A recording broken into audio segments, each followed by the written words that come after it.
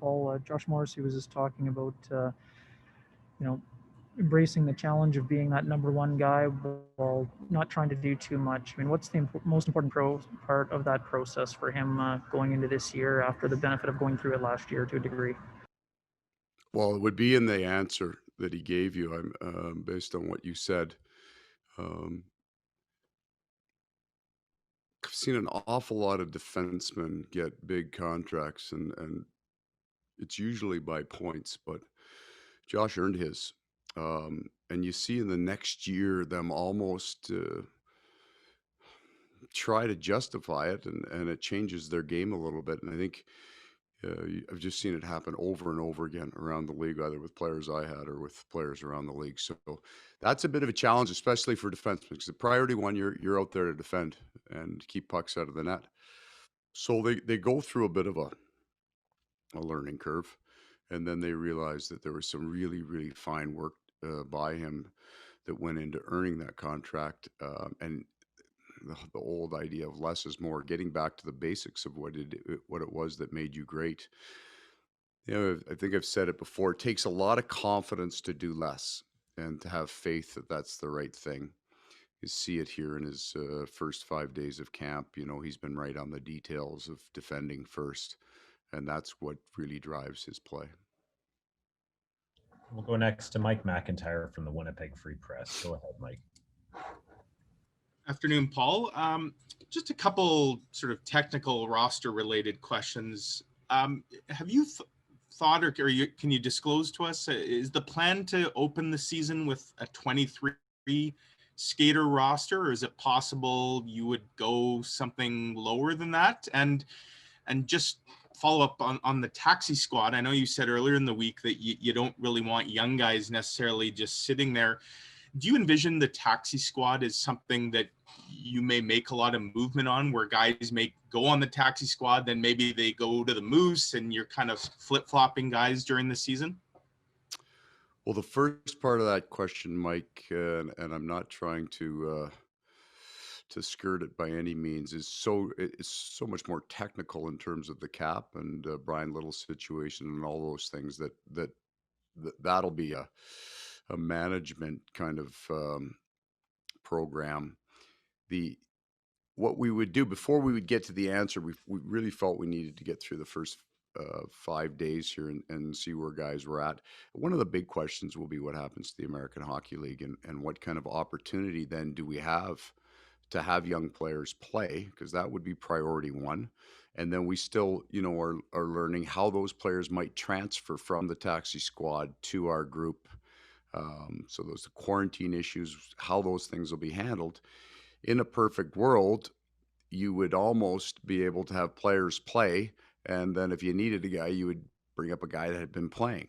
I don't know if that we're going to be able to do that. So as we get more information on how what happens to the American Hockey League, what our situation is with that, then that will impact how we view our taxi squad.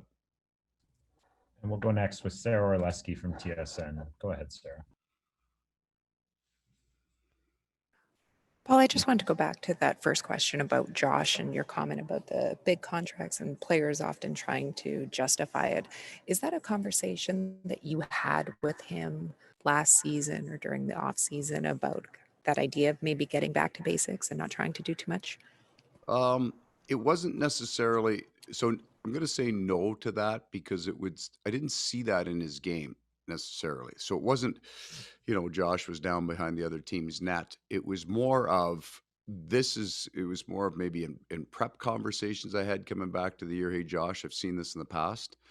Let's really focus on your game, and what it is that you do well. We would have maybe referenced that as the year went on, in just checking with the player, see how he's doing. I thought that Josh built over the course of last year, and I think he had an injury early on that affected him. He was breaking in a brand new partner. We're spending more time in our end of the ice. So all the things that maybe he had seen in his own game from the years prior weren't quite as easy to see last year. I would say that, what I've seen through the first 5 days, he looks an awfully lot like he did a couple of years ago. And we'll go next with Sean Reynolds from Sportsnet. Go ahead, Sean. Hey, Paul. When we were talking with Josh, he'd mentioned a couple times he feels his threshold of how hard and how long he can work. He's really done a good job raising. I know you value that because you always bring that up as one of Blake Wheeler's greatest virtues.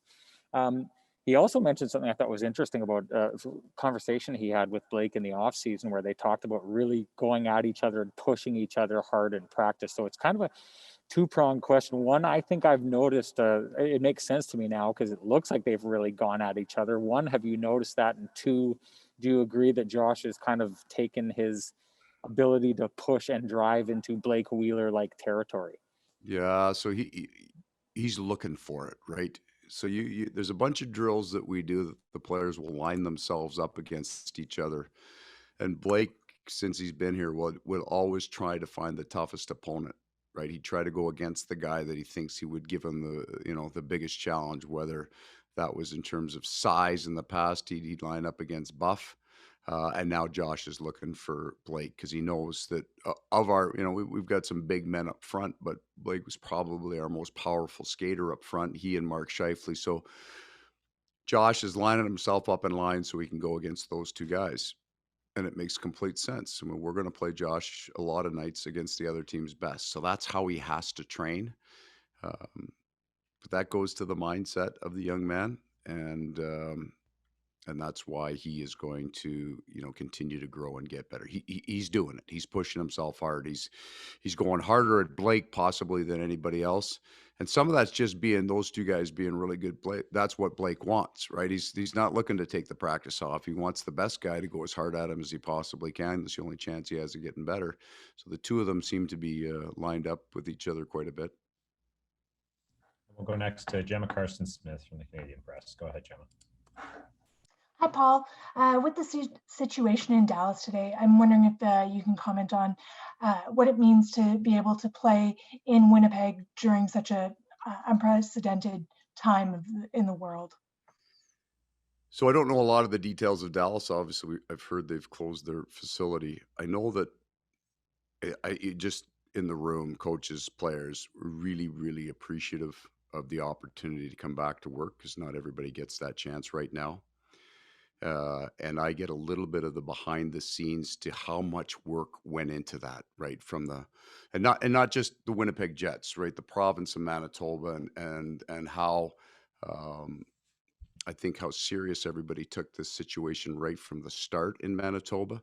And we all, those of us that lived here straight through this time, tried to, I think, adhere to that as best as possible. And then I see what the NHL's done and also what True North has done, right? So what our organization's done to make sure that we're doing the best that we can to stay safe and keep our players safe, but keep the community safe and be a part of that.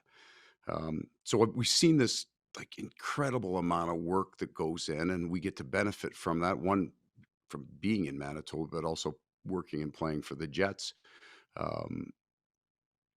So we're really appreciative, really thankful to be in Manitoba, to be in Winnipeg, and to be in the National Hockey League as well, because the league itself is just, God, they've done an awful lot of work, and the amount of testing and the protocol that we go through.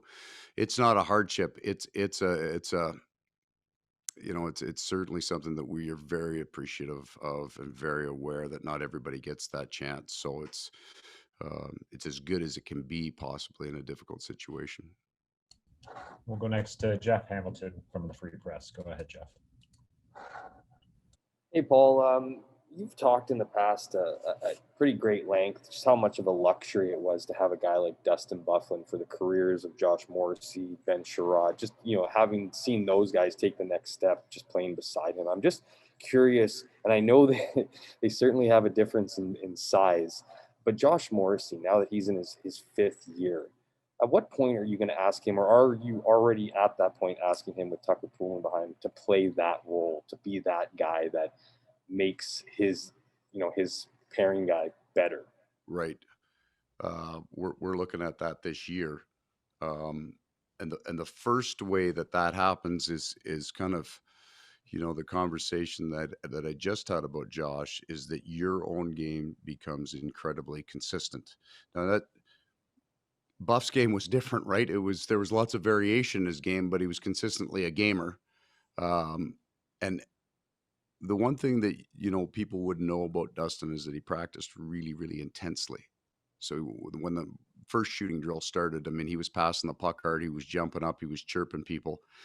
And Josh is a different personality, but it's the same thing. He's not waiting for the third drill to warm up. So when you go out when your partner's going as hard as Josh is going, you go that hard, right? That's truly, you know, if you were going to ask me, and this is a statement about our team as much as it is about Josh, but Josh being a leader is a big part of this. The thing that I've enjoyed the first 5 days were the skates at the end of practice.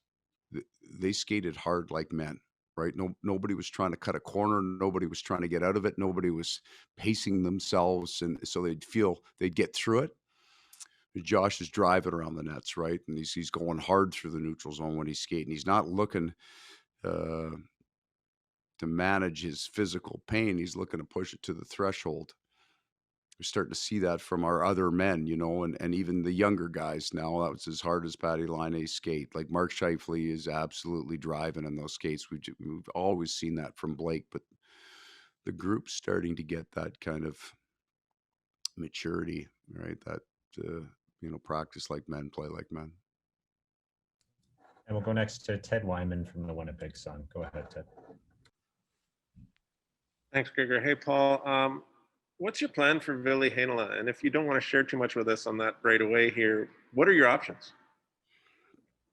I think I'm about as equally able to share what my options are as like the first part of the question.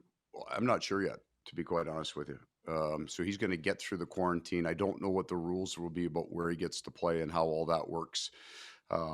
We'll be up and running at that time, pretty close to it. So he will be an option for us, I believe, to play. But again, we'll go back to once we know what's going on with the American League team, we'll have a better understanding of how that group interacts with our squad. I don't want, if we don't have to have young players on the taxi squad, so I'm not talking about the 23, I'm talking about the taxi squad. If we don't really want young players sitting and watching hockey, unless that's the only option that we have. But if the American League gets up and running, then that will change the options for Ville. And one of them is, you know, he's part of our group. We'll go next to Brian Munns from TSN 1290. Go ahead, Munnsy. Paul, your impressions of Derek Forbort so far and what you've seen from him now that he's on your team and you don't have to play against him. Yeah, all the things that are obvious to you, you notice first his size, his range, his reach. He's got enough games in the NHL and an understanding when he's in LA. He plays with Doughty and played against the other team's best. He's really solid and smart penalty killer.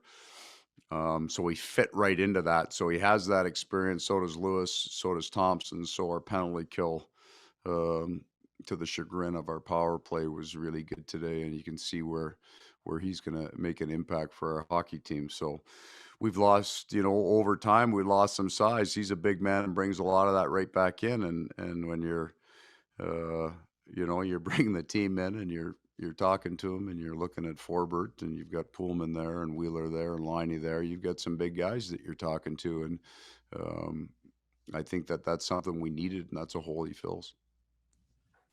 We'll go next to Carter Brooks from Game On. Go ahead, Carter. Hey, Coach. You earlier talked a little bit about Bryan Little and his situation in terms of the 23-man roster, his status and recovery. Is there any update on where he's at right now? Or is it more of a just sit back and wait and see scenario? Not necessarily only a training camp or roster thing, but more so Bryan Little as a person. Yeah. I could talk to you all day long about Bryan Little as a person, and I could talk to you all day long about Bryan Little as a player. I mean, he is I always felt a very, very underrated, very solid pro. He still is in our training camp video, and we're showing how things, we want things done and we want them done right. He shows up quite often. But as far as where he's at right now, I really don't have an update for you. And we'll go next to Murat Tatesh from The Athletic. Go ahead, Murat. Hi, Paul. Hope you're having a good day. My question for me is just kind of, I'm not sure how much you can share, but a philosophy philosophy of drills kind of thing. You guys were running through the neutral zone. You had guys attacking and guys defending. How much is a drill like that for the offense and the defense in terms of you getting the most, I guess, mileage out of your time, right? Because everybody's learning something. Well, we wanted to get through the first 5 days, and let's just say there are 6 major systems in your game, 8 if you count special teams. And we focused on the first 4 defensive major systems. So your forecheck, your neutral zone defense, your D zone coverage, and your penalty kill. Those would be the 4 major. Today we were talking. So when we do video on today, which is our neutral zone, the primary video for me is the neutral zone defense. But you have to have a plan, and you have to put up a counter attack on that so that your defense can work against it. So we would run a drill, whatever the main point of that drill is, I will focus on, and the other coaches would take the ancillary portions of the drill. So I'm looking at our neutral zone set, our neutral zone defense, how quick we're getting to it. We only have, we've got the 3 guys in Forbort and Thompson and Lewis that haven't seen it before. Everybody else has run it. So I'll work on the defensive side. The other coaches will start working on the offensive side. And as we get into next week, we'll talk about how we move the puck in all 3 zones and kind of the offensive components. We'll end off with Kevin Sawyer from TSN. Go ahead, Kevin. Hi, Paul. Wondering about the D pairings as is. Is there the potential of seeing guys like Josh Morrissey, Neil Pionk up the ice involved in the offense off the rush, or is that something that you could potentially work towards? I think we're looking like everybody else in the league to get all 6 guys up the ice harder and faster as a function of your offensive game, and as a really important part of your gap setting for your defensive game. Getting all those guys up, they can. Tucker Pullman can get up the ice as well as anybody in the National Hockey League, and we're going to look to do that for sure. So that would have been a piece of almost all of the drills when any kind of transition that we've done since the start of camp here, that we've asked our defensemen then to activate into the mid ice and be a threat one way or the other.